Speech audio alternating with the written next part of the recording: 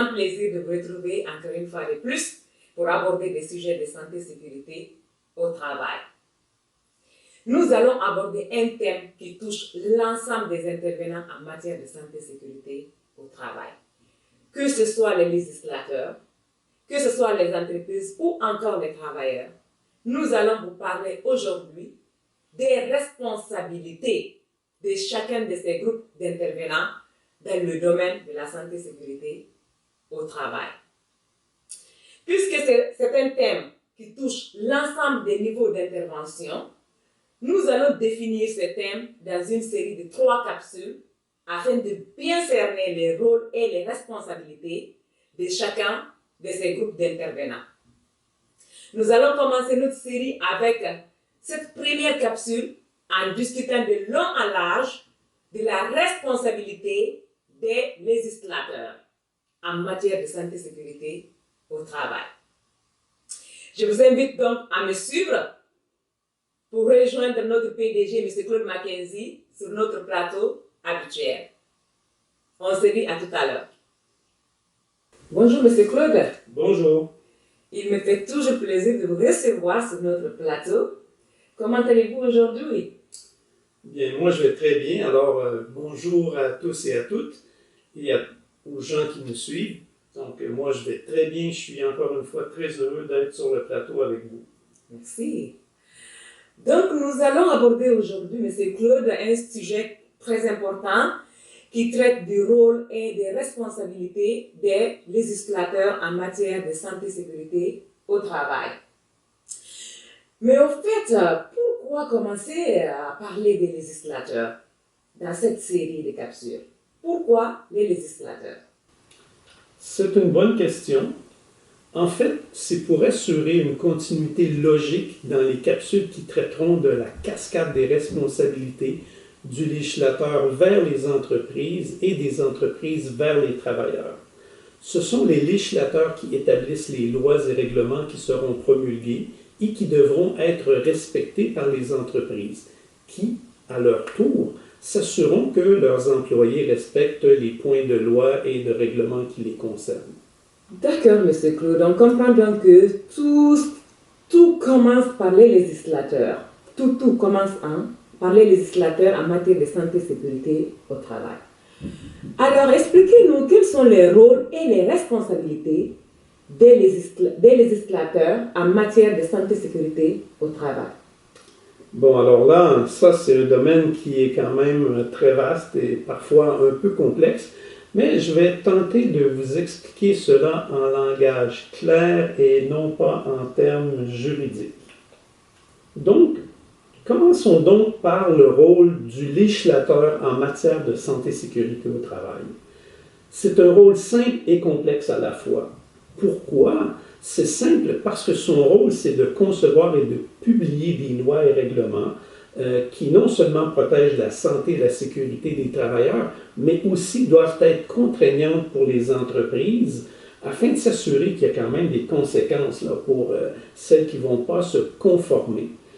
C'est aussi complexe parce que les lois et règlements doivent viser une multitude de facteurs environnementaux, physiques, humains et autres, en fin de compte, qui permettent à ces lois d'être capables de s'appliquer correctement. Très bien, M. Claude, ça c'est vraiment très clair. Pouvez-vous nous donner quelques exemples de facteurs environnementaux et puis physiques et humains? Oui, ben, certainement, c'est même quand même assez simple en fin de compte. Parmi les facteurs environnementaux dans l'entreprise, on peut citer les niveaux de contaminants dans l'air, les limites de température ambiante. Hein, je pense que les gens qui sont en Afrique n'aimeraient pas beaucoup travailler à 5 degrés Celsius, par exemple. Donc, voilà. Donc, les niveaux de bruit, hein, ce sont des niveaux qu'on peut citer comme facteurs environnementaux. En ce qui concerne les facteurs physiques, par exemple, on peut parler de gardes pour protéger les pièces en mouvement. On peut parler de systèmes pour empêcher les chutes, de la fourniture d'eau potable, des toilettes pour les gens. On sait qu'à certains endroits, il n'y a même pas les toilettes et l'eau potable pour des travailleurs de la construction qui vont faire 8 heures. 9 heures, 10 heures sur un chantier. Donc, les législateurs ont jugé utile de statuer sur ça. C'est obligatoire. Ce n'est pas juste une recommandation, en fait. Donc, on peut aussi parler de la sécurité, des mesures de sécurité pour travailler dans les tunnels. Par exemple, les mines souterraines ou ceux qui creusent des tunnels pour les voies de circulation. Okay. Pour ce qui est des facteurs humains, on peut parler d'harcèlement et de stress au travail. On peut parler des horaires de travail qui peuvent être trop longs, par exemple. On peut parler de la prise en charge des blessures et des maladies professionnelles. Voilà. Donc, c'est un ensemble de facteurs. Très bien, M. Claude. Donc, on commence à comprendre, et puis en partant dans cette capsule, que c'est les facteurs humains et les facteurs environnementaux, entre autres, qui en découlent. C'est le législateur qui est censé de réglementer et de mettre les tests et lois pour réglementer tous ces secteurs-là, oui, en entreprise. Donc, M. Claude, il y a des points sur lesquels une législation devrait être spécifique. Oui, en fait, il y en a beaucoup. Hein? Donc, oui, je n'ai donné que quelques exemples. Oui. Si on prend les législations modernes des pays industrialisés, ça touche plusieurs milliers de points. On parle de documents qui font plusieurs centaines de pages, en fait.